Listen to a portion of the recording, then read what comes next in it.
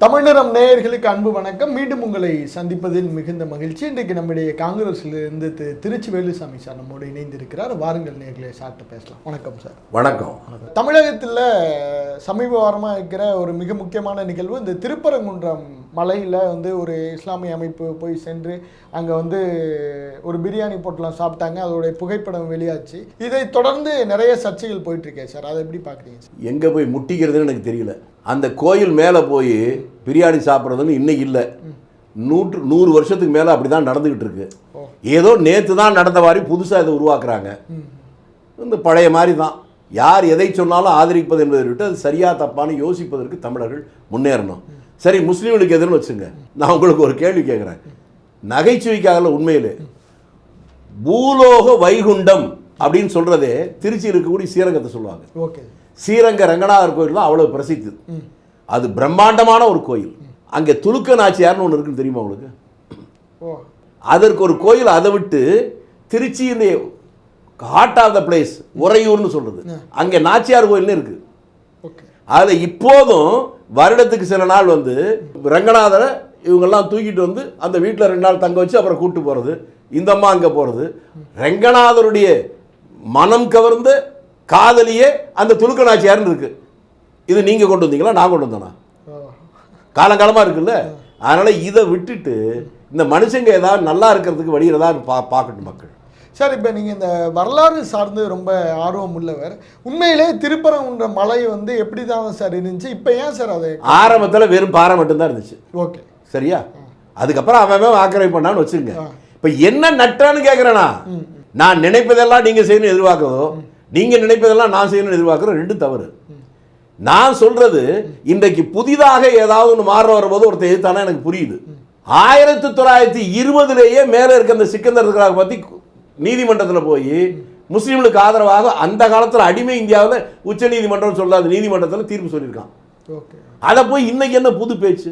யாரோ அந்த சினிமாவில் அந்த என்னது காந்தி செத்து போயிட்டாரா அப்படிங்கிற மாதிரி 100 வருஷத்துக்கு முன்னால் நடந்த ஒரு விஷயத்த ஏதோ நேற்று தான் நடந்த போல புதுசாக பேசுவதும், அதே 4 பேர் உணர்ச்சிவசமாக விட்டு பேசுவதும் மிக மிக தவறான ஒரு போக்கு. இப்போ 4 நாளைக்கு முன்னால் ஒரு செய்தி படித்தேன். பகிரங்கமாக இஸ்லாமிய நாடு என்று அறிவித்த பாகிஸ்தானில் 2% 3% கூட கிடையாது இந்துக்கள். அங்கே இருக்கிற இந்து கோயிலை யாரோ ஒருத்தர் இடிச்சிட்டான்னு முஸ்லிம்கள் மேலே வழக்கு தொடர்ந்து மட்டுமல்ல, அவர்களை சிறையில் அடைச்சிருக்கு அந்த நாட்டு அரசாங்கம். ஆனால் இது மத சார்பற்ற நாடு. இந்த நாட்டில் போய் அவன் இருக்கக்கூடாது, இவன் இருக்கக்கூடாது, நான் தான் இருக்க. நீ யார் முதல்ல? இப்படி சொல்றவன் முதல்ல இந்து தானா? நான் அவங்க அம்மாட்ட போய் கேட்டு வரட்டும். சார், ஹெச் ராஜா சொல்றாரு, அந்த குன்றை நாங்கள் மீட்போம், அது இந்துக்களுக்காக. ஓ, அப்போ ஏற்கனவே அடமானம் வச்சுட்டாங்களா இல்லை வித்துட்டாங்களா? மீட் பண்ணுறதுனா அதுக்கு அர்த்தம் தானே. இவர் யாருங்க? இவங்க அப்பனே பீகார்லேருந்து வந்தாடு, அங்கே ஏதாவது போய் போராட்டம் பண்ணணும். நான் என்ன திரும்பி திரும்பி சொல்றேன்னா, முதல்ல மனிதர்களை மனிதர்களாக பாருங்க, அதுக்கப்புறம் மற்றதெல்லாம். இப்போ நான் என்னுடைய அம்மா இருக்கு, அம்மாவுக்கு எனக்கும் என்ன பெற்றிருந்தாலும் 2 பேரும் எல்லாத்துலேயும் ஒரே கருத்தில் இருக்கமா? வாழ்க்கையை எனக்கு ஒப்படைத்த என் மனைவி எல்லாத்தையும் என் கருத்தில் விட்டு ஒன்றா இருக்கணும் அர்த்தமா? ஒரே மனிதனை காலையில் இருக்கிற சிந்தனை மாலையில் மாறும். அப்படி இருக்கிற போது சக மனிதனை நேசிக்க தெரியாதவன் எந்த மதத்தையும் பேசுவதற்கான அடிப்படை யோகியதை இல்லாதவன். அப்போ ஒரு வெறுப்பை உருவாக்குறவன் யாராக இருந்தாலும், அவன் இந்துவா இருந்தாலும் சரி, முஸ்லீமா இருந்தாலும் சரி, கிறிஸ்தவனா இருந்தாலும் சரி, புத்தனா இருந்தாலும் சரி, இவர்கள் எல்லாமே எத்தர்கள் என்பதை புரிந்து கொள்ளணும். சார், இப்போ அதில் என்ன சொல்றாரு, இன்னொரு அயோத்தியாவா நாங்கள் இதை மாற்ற போகிறோம். இப்போதான் உண்மையை சொல்றாங்க. இன்னொரு அயோத்தியானா இவங்களோட நோக்கம் என்ன சார்? அதைத்தாங்க இதுக்கு மேலே கோனார் ரோட்ஸே போட்டாங்க. இவ்வளவு நேரம் எதை சொல்லணும்னு நினைச்சோன்னா அதை நீங்களே கேள்வியா கேட்டீங்க. வடக்கே அவன் வளர்றதுக்கு தேடி தேடி பார்த்து அயோத்தியை வச்சு போராட்டம் பண்ணி அங்கே பெரிய ரகலையை பண்ணி உருவாக்கிட்டானா, அது மாதிரி தமிழ்நாட்டில் அது மாதிரி இதை பண்றதுக்கு முயற்சி பண்றாங்க. இதுதான் யதார்த்தம். ஓகே, அதை தமிழர்கள் புரிந்து கொள்வது நல்லது. தமிழ்நாட்டில் வாடிய பயிரை கண்டு வாடும் நெஞ்ச வேண்டும்னா வள்ளலார். இப்படி உலகத்தில் எவன் சொல்லியிருக்கான்? அப்படி இருக்கிற போது சக மனிதன், அவன் எந்த மதமா இருக்கட்டும், எந்த ஊரா இருக்கட்டும், யாருடைய பிள்ளையா இருக்கட்டும், அவனை குத்தி பார்க்கிற இந்த குரூர புத்தி நமக்கு வேண்டாம். சார், இந்த ஆடு மாடு பலியிடுதல் அப்படிங்கிறது இஸ்லாமிய மார்க்கத்தில் எல்லா இடத்துலையுமே உள்ள ஒரு அது புனிதம் கெட்டு போகுதுங்கிறாரு. அது ஐயோ, நீங்க என்ன இப்பதான் புதுசா மேலேருந்து குதிச்சு வரீங்களா?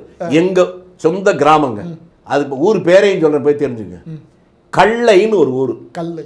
அந்த ஊரில் ஒரு கோயில் இருக்குது, அம்மன் கோயில் இருக்குது. எனக்கு சின்ன வயசுலேருந்தே எனக்கு இப்போ 76 வயசு, ஒரு 5-6 வயசுலேருந்து தெரியும். அதுக்கு முன்னாலே 100 வருஷத்துக்கு மேலே வருடத்துக்கு ஒரு தடவை திருவிழா கொண்டாடும் போது அந்த கோயிலில், காளி கோயில் அது, எரும மாடை தான் பலி கொடுக்குறது. கோழி இருக்கிறது, ஆடு வெட்டுறது, இதெல்லாம் சகஜமாக நடக்குது. இது இந்து மதத்துக்கு ஒத்து வராதுன்னா இவங்கெல்லாம் இந்துன்னு சொல்ல போகிறீங்களா, இல்லைன்னு சொல்ல போகிறீங்களா? நீங்கள் வெஜிடேரியன், நான் வெஜிடேரியனா? நான் வெஜிடேரியன். அப்போ நீங்கள் ராஜா பார்வையில் நீங்கள் இந்து இல்லை, இந்து விரோதி. வெஜிடேரியன் மட்டும்தான் இந்து, நான் வெஜிடேரியன். நீங்கள் ராஜா என்ன மட்டும்தான் இந்துங்கிறார். கிறுக்குத்தனத்துடைய உச்சம் அது. உணவு பழக்கத்தை வைத்துக் கொண்டா ஒரு மதம் வர முடியும்? உணவு பழக்கம் என்பது வேறு, மத வழிபாடு என்பது வேறு. அதை அவர்கள் புரிந்து கொள்ளாரோ இல்லை புரியோ, பொதுமக்கள் புரிந்து கொண்டா நல்லது. சார், திருப்பரங்குன்றத்தில் இருந்த மக்கள் வந்து எங்கள்கிட்டலாம் இந்த பிரச்சனை இல்லை சார், வந்த கூட்டத்துக்கு எங்களுக்குமே சம்மந்தம் இல்லை, வெளியிலேருந்து வந்தாங்க, நிறைய பத்திரிகையெல்லாம் சந்தித்து சொல்கிறாங்க. இப்போ அந்த மக்களுக்கு ஒரு அச்சத்தை விதைக்கிறது தான் இவங்களுடைய நோக்கமா? பாருங்க, 1000 குழப்பமான கேள்வி கேட்டாலும் தெளிவான ஒரு கேள்வி இப்போ தான் கேட்குறீங்க. அந்த ஊரில் இருக்க மக்களுக்கே சம்பந்தம் இல்லாமல் எவனோ வந்து அங்கே கலவரம் பண்ணுறான், பாராட்ட வேண்டியதான். உங்கள் கேள்விக்காக பாராட்டு. 144 போட்டிருக்காங்க சார். அதை தாண்டி மக்கள் வந்து அங்கே பெருமளவில் கூடி ஒரு பெரிய கூட்டத்தை காட்டிட்டாங்க. இது வந்து நான் என்ன சொல்லுங்கள் சார். வருத்தத்தோடு நான் பதிவு பண்ணுறேன். Okay sir. கலவரம் செய்யலாம் அரசாங்கம் பார்த்து சும்மா 140 போட்டு போனால் முடிஞ்சு போச்சா? விவசாயிகள் போராட்டத்தில் எத்தனை பேர் துப்பாக்கி நடத்தி செத்தாங்க? 2 ரவுண்ட் அங்கே சுட்டிருந்தா ஒருத்தர் நின்றுப்பானா? இது போல தவறான சிந்தனையோடு வருகின்ற கூட்டத்தை பயமுறுத்துவது, அச்சுறுத்தி அவர்களை விரட்டுவதற்கு எந்த முடிவு எடுத்தாலும் தவறு இல்லைங்கிறனா சார். துப்பாக்கி சூடு நடத்துனா என்ன தப்பு? என்ன சார் இப்படி சொல்லுங்க? ஏங்க விவசாயி மேல துப்பாக்கி சூடு இவ்வளவு கோபப்பட்டீங்களா? அவன் நியாயத்துக்கான போராடினா. இது மாதிரி எவ்வளவு போராட்டம். உதாரணத்துக்கு சொல்றேன், இது திட்டமிட்டு ஒரு வன்முறையை உருவாக்குவதற்காக செய்யற கூட்டம். இந்த கூட்டத்தை கூட விடுவதே தவறு. அந்த கூட்டத்தை சிதறடிப்பதற்கான தீவிர முயற்சியை இதை விட தீவிரமாக தமிழக அரசு மேற்கொண்டிருக்க வேண்டும். அதில் தமிழக அரசுடைய செயல்பாடுகளில் என்னை போன்றவர்கள் அதிருப்தி அடைந்திருக்கும். சரி, இவங்க நினைக்கிற மாதிரி இன்னொரு அயோத்தியாவா திருப்பரங்குன்றத்தை மாற்ற முடியுமா? ஏன்னா தமிழக அரசியலை நெடுங்காலமாக பார்க்கிறவர் நீங்கள், இன்னொரு அயோத்தியாவா மாறிடுமா திருப்பரங்குன்றம்? இந்த கூட்டத்துக்கு யார் யார் போனாங்களோ அவங்கள முடிஞ்ச அளவுக்கு இந்த வீடியோ பார்த்தாங்கன்னா அவங்களுக்கு புரியும். அயோத்தி பாபர் மசூதி என்ன சொன்னாங்க? இந்த இடத்தில் தான் ராமர் பிறந்தார் அப்படின்னு சொல்லி தான் போராட்டத்தை உருவாக்கி ஒரு பெரிய உருவாக்கி கடைசியில் அந்த பாபர் 400 ஆண்டுகளுக்கு மேல் இருந்த பாபர் மசூதி இடிச்சாங்க. அதில் நான் இஸ்லாமியர்களை பாராட்டுவேன். சென்டிமெண்ட் பார்க்காம நடந்து போச்சு. இதை வைத்துக்கொண்டு நாட்டில் ஒரு ரத்த கலரி வேண்டாம்னு நினைக்கிறோம். எங்களுக்கு வருத்தம் இருக்கிறது, ஆனாலும் எதிர்வினை ஆற்ற மாட்டோம் நாங்கள். இப்போ அதுக்கப்புறம் அயோத்தி கோயில் கட்டிட்டாங்களா? எந்த இடத்துல இடிச்ச இடத்துல கட்டியிருக்காங்களா இல்லை வேற இடத்துல கட்டியிருக்காங்களா? இடிச்ச இடத்துக்கு பக்கத்தில் கட்டியிருக்காங்க. இடிச்ச இடத்துல இருந்து ஒரு 1.5 கிலோமீட்டர் தாண்டி ரைட்டு. இந்த இடத்துல தான் பிறந்தாருன்னு சொல்லி தான் இடிச்சிங்க. அப்ப அந்த இடத்துல தான் கட்டியிருக்கணும். அவர் பிறந்த இடத்துல தான் கோயில் கட்டுறேன்னு சொல்லியிருக்கீங்க. இப்ப கட்டியிருக்கடா வேற. இப்ப கட்டியிருக்க இடத்துல தான் அவர் பிறந்தாருன்னா ஏற்கனவே நீங்க இடிச்சது அயோக்கியத்தனம். ஏற்கனவே இடிச்ச இடத்துல தான் அவர் பிறந்தாருன்னா புதுசா வேற இடத்துல போய் கல்யாணம் பண்ணிக்க, இது அயோக்கியத்தனம்.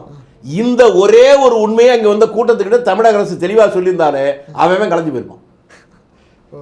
அதை எடுத்து சொல்றதுக்கான ஆட்கள் இல்லை, யாருமே எடுத்து சொல்ல. இப்போ நீங்கள் சொல்லியிருக்கீங்க, இந்த ஏதாவது வீடியோ எல்லார்ட்டும் போகட்டும். கண்டிப்பாக சார். நிறைவா சார், இப்போ திருப்பரங்குன்றம் மாதிரி தொடர்ந்து, ஏன்னா தேர்தலுக்கு இன்னும் 1 வருஷம் இருக்குது, இதே மாதிரியான நிறைய கலவரங்கள் இனி தமிழகத்தை நோக்கி வர வாய்ப்பு இருக்கா? இவங்களுடைய இலக்கு என்னதான் சார் தமிழ்நாட்டில்? இதை நேற்று நடந்ததைப் போலவே கொஞ்சம் ஒரு மாதிரியான அணுகுமுறையை மாநில அரசு செய்யுமானால் மேற்கொண்டும் அவர்கள் இதையே திரும்பி செய்வதற்கான வாய்ப்பு இருக்கிறது. கடுமையான அணுகுமுறையை இரும்பு கரம் கொண்டு இப்படிப்பட்ட போராட்டங்களை அடக்குவதற்கு தமிழக அரசு முடிவு செய்துவிட்டால் இந்த போராட்டங்கள் நடக்காது. நன்றி சார். வணக்கம்.